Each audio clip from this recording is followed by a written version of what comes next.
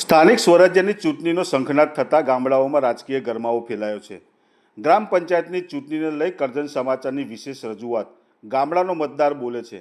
આજે વાત કરીશું તાલુકાના ચોરંદા ગામની કે જ્યાં 6 વોર્ડની સમરસ થયા છે અને 4 વોર્ડ અને સરપંચની બેઠક માટે 22 જૂનના રોજ મતદાન યોજાશે. ત્યારે ગામના મતદારોનો શું છે મિજાજ તે જાણવા કરજણ સમાચાર પહોંચ્યું ચોરંદા ગામ. શું કહેવું છે મતદારોનું તો જુઓ આ વિશેષ અહેવાલ. ગામડાનો મતદાર બોલે છે.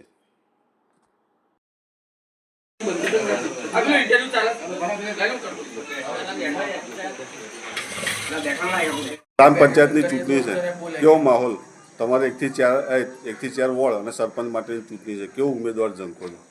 ઉમેદવાર એક સાચો અને સારો નિષ્પક્ષ ભાવવાળો હોવો જોઈએ, ભેદભાવ ના રાખે, તમામ જ્ઞાતિ તમામ જાતને લઈને ચાલવો જોઈએ.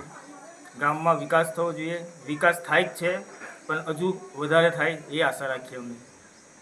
વોર્ડ બિનહરીફ થયા, 1 થી 4 વોર્ડની ચૂંટણી, સરપંચની ચૂંટણી, કેવો ઉમેદવાર ઈચ્છો છો અને વિકાસ કેવો થયો પાછલા વર્ષોમાં?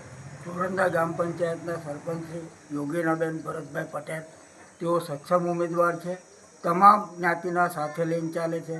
અમારી પેનલની અંદર આદિવાસી, પટેલ, બ્રાહ્મણ, મુસ્લિમ, વસાવા તમામ લોકોને લઈ અને આ 6 બેઠક પર બધોને સમરસ કરી સમજાવી અને તે છતાં પણ ગામના અમુક લોકો એવું માને છે કે અમે જીતીશું. એ તદ્દન ખોટી વાત છે, કેમ કે તમામ લોકોને સાથે લઈને ચાલનારી આ સરપંચની ટીમ એકતા સાથે છે અને એટલા માટે અમે આ સરપંચનું નામ પાડ્યું છે કે એકતા સમિતિના સરપંચ યોગીનાબેન ભરતભાઈ પટેલ 110% જીતે છે. એને કોઈ શંકાને પાછલા વર્ષોમાં કેવો વિકાસ થયો?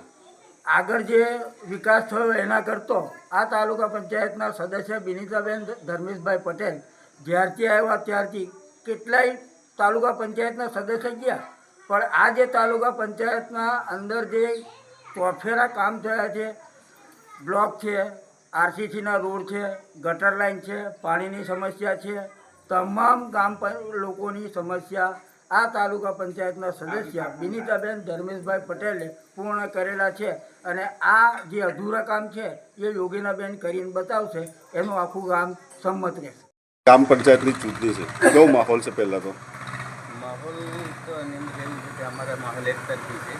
જે અમારા જૂના જે પહેલેથી ચાલતા આવે છે જે અમારા ટીકાભાઈ એમના થ્રુ જે પેનલ બનેલી એ મજબૂત પેનલ છે ને એમનાથી જે કામ થયા છે એ અત્યાર સુધી ગામમાં કોઈ કામ થયું નથી ને એ બધાને સાથે લઈને ચાલે છે. કોઈ બી કામ હોય, કોઈ બી એ હોય, ગામમાં કોઈ બી પ્રોગ્રામ હોય, કોઈ બી કામકાજ હોય, એમને ફોન કરો હાજર, બધાને સાથે લઈને ચાલે છે. હિન્દુ મુસ્લિમ કોઈ બી જાતની કોઈ બી એ હોય, એમને કોઈ પ્રત્યે કોઈ ભેદભાવ નથી અને સારી રીતે બધાની સાથે હળી મળીને રહે છે. વિકાસના કેવા કામો? વિકાસ તો જે પહેલે કરતાં અત્યારે જે આટલા 5 વર્ષની અંદર જે થયા છે જે પહેલે કરતાં બહુ સરસ વિકાસ થયા છે.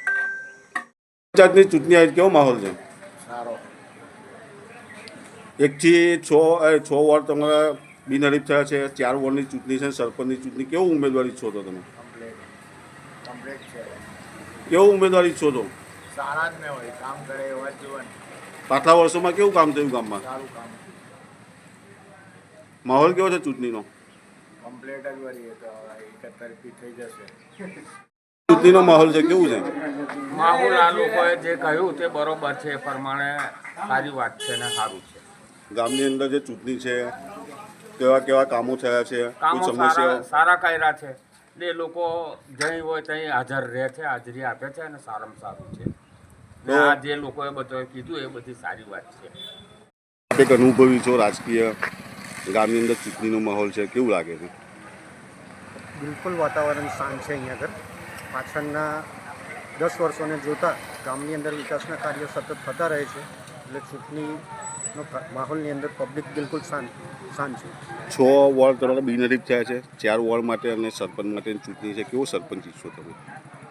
કયો સરપંચ છે? કેવો સરપંચ ઈચ્છો એમ? લોકોના સાથે રહે અને લોકોના વિકાસના કાર્યો કરતા રહે એવા વ્યક્તિને.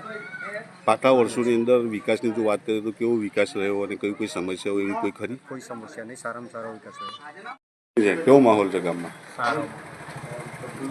કેવો ઉમેદવાર ઈચ્છો સરપંચનો તમે જે વિકાસ કરે એવો ગામમાં પાછલા વર્ષોનો વિકાસ કેવો? સારો કોઈ સમસ્યાઓ ગામની અંદર વિકાસની? કોઈ સમસ્યા નહીં.